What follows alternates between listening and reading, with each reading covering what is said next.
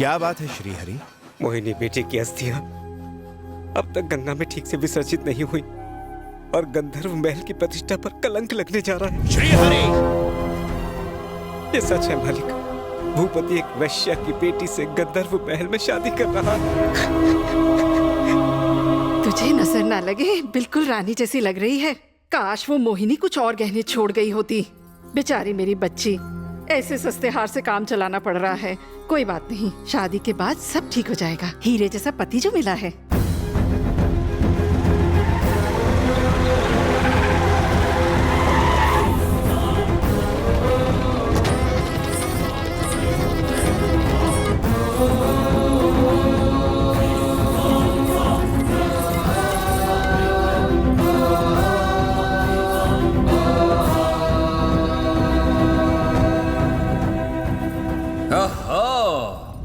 साले साहब आए हैं तो काशी में हर काम अच्छे से निपट गया।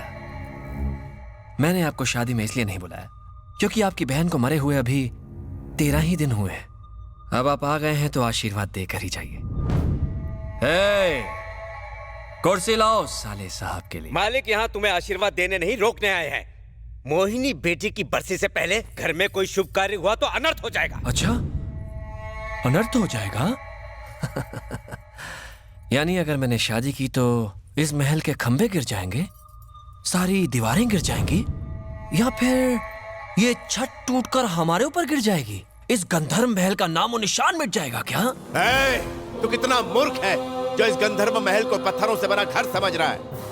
मेरे लिए एक पवित्र जगह है, एक मंदिर से कम नहीं है ये महल, और तू इस मंदिर में ऐसे नीच काम कर रहा है। एक बात याद रखना, अगर मैं ये महल तुझे रहने के लिए दे सकता हूँ तो यहाँ से निकाल भी सकता हूँ। गंधर्व महल कभी आपका हुआ करता था साले साहब। अब इस गंधर्व महल पर मैं राज करता हूँ, इसमें मेरा हुक्म चलता है। आज यहाँ एक शादी है, मेरी और मेरी अमृता की, और मैं देखता हूँ कि हमारे बीच कौन आता है।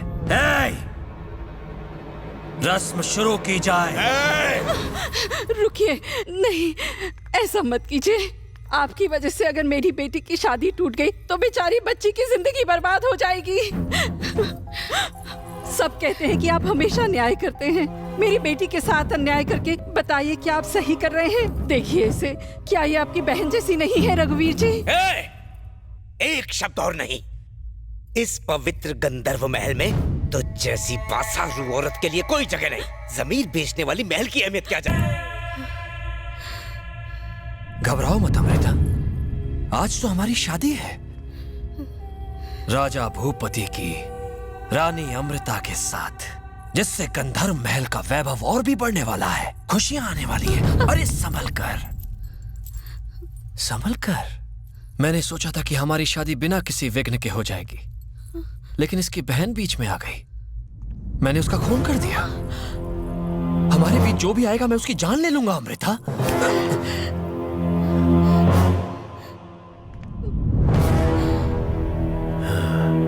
ये साला कुत्ता अब भी जिंदा है।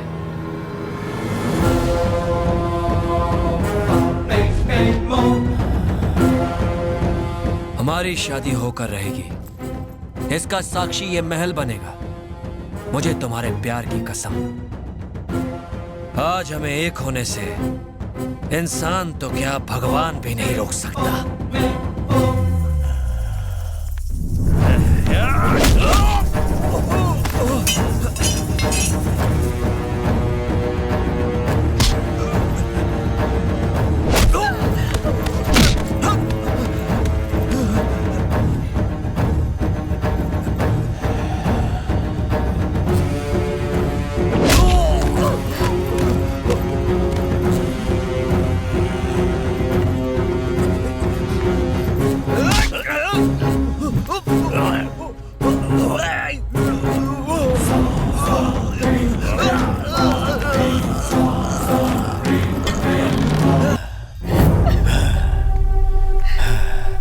धन दौलत जमीन जायदाद की लालच में इस कुत्ते ने इस महल की परंपरा को तोड़ने की कोशिश की।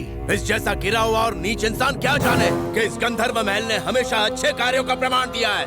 चाहे धरती फटे, चाहे आसमान गिरे, किसी ने भी अगर इस गंधर्व महल की प्रतिष्ठा को कलंकित किया तो उसका भी यही हश्र होगा।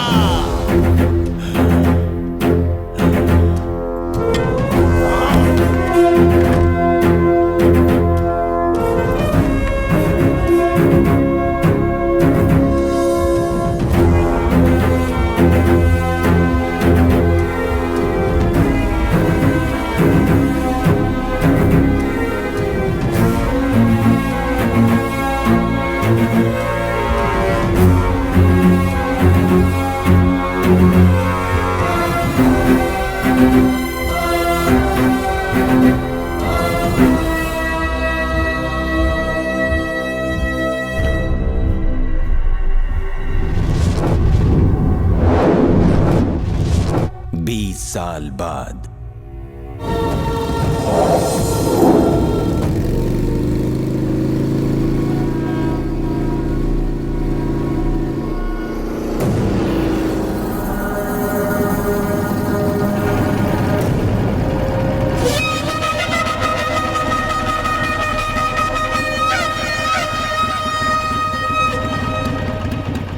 चाचा, गंधर्व महल कहाँ है?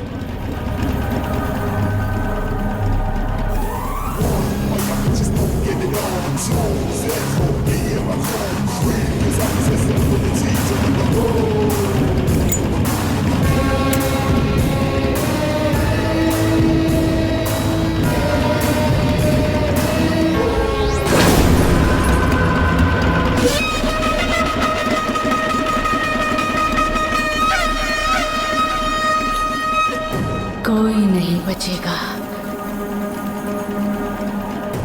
ये जगह शापित है।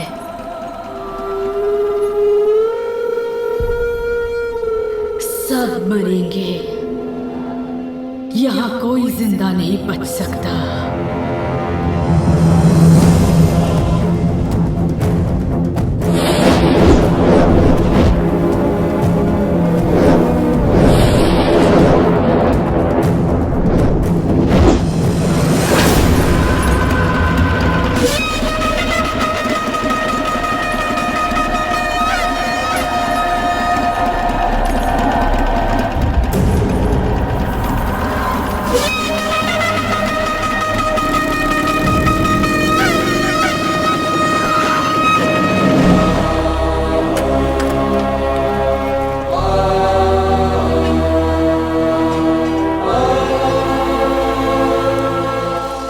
जमाने में इस महल के राजा गरीबों में करोड़ों की दौलत बांटा करते थे, लेकिन आज उनका बेटा खुद पाई पाई को मोहताज है।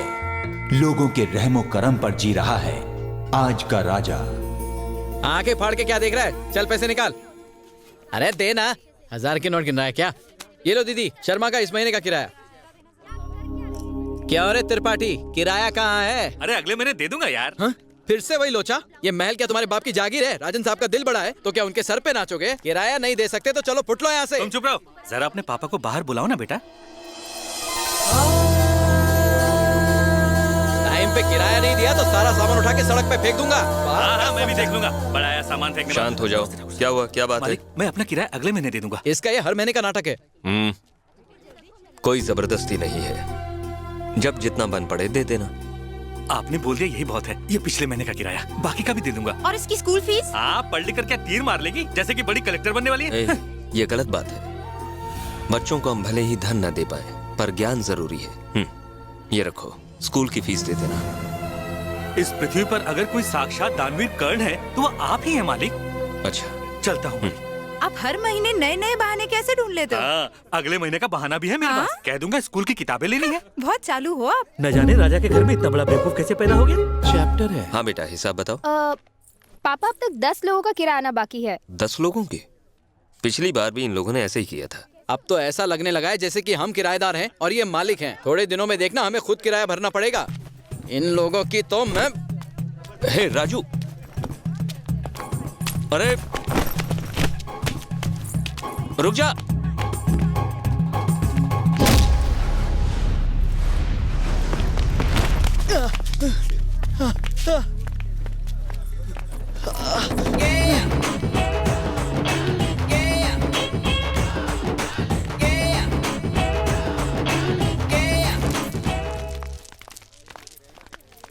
क्या रे, मैंने सुना तुम किराए की बात कर रहे थे।